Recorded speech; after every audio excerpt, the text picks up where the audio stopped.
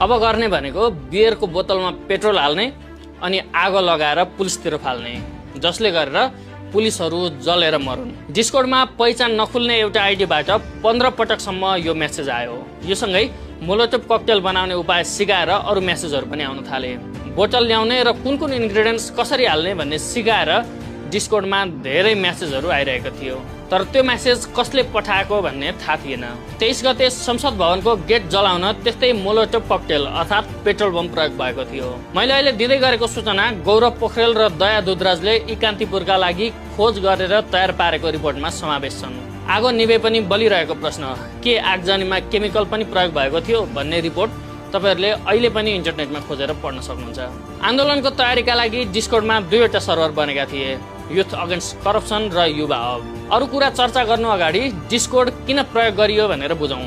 Discard एउटा यस्तो platform हो जसमा प्रयोगकर्ताले आफ्नो पहिचान लुकाएर कुरा गर्न सक्छन्। डिस्कर्डले प्रयोगकर्ताको आइपी एड्रेस सुरक्षित राख्छ।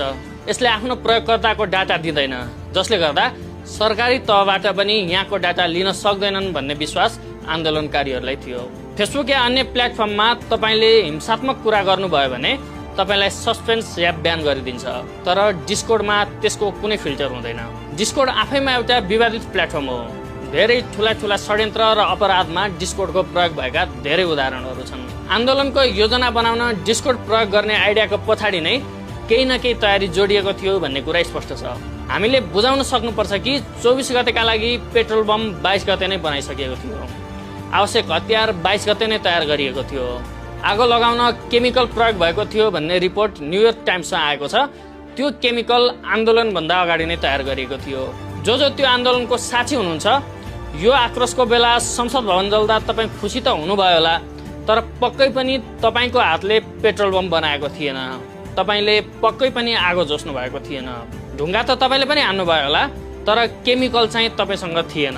तपाईले ढुङ्गा हानेको मौकामा हान्न भनेर पेट्रोल बम कसै न कसैले त बनाएको थियो। त्यो पेट्रोल बम बनाउने मान्छे डिस्कर्डमा 15 पटकसम्म मेसेज गरेर पुलिसलाई जलाउनु पर्छ भन्ने पहिचान नखुलेको मान्छे पत्ता नलागेसम्म त्यो अपराधको दाग तपाईमा पनि लागिरहन्छ। त्यही डिस्कर्ड सर्भरमा योजना बन्यो केटाकेटीहरूलाई युनिफर्ममा बोलाउने। त्यही डिस्कर्ड सर्भरमा योजना बन्यो उनीहरूलाई फ्रन्टमा राख्ने। त्यही योजना बन्यो पेट्रोल बम बनाउने र पुलिसलाई हान्ने।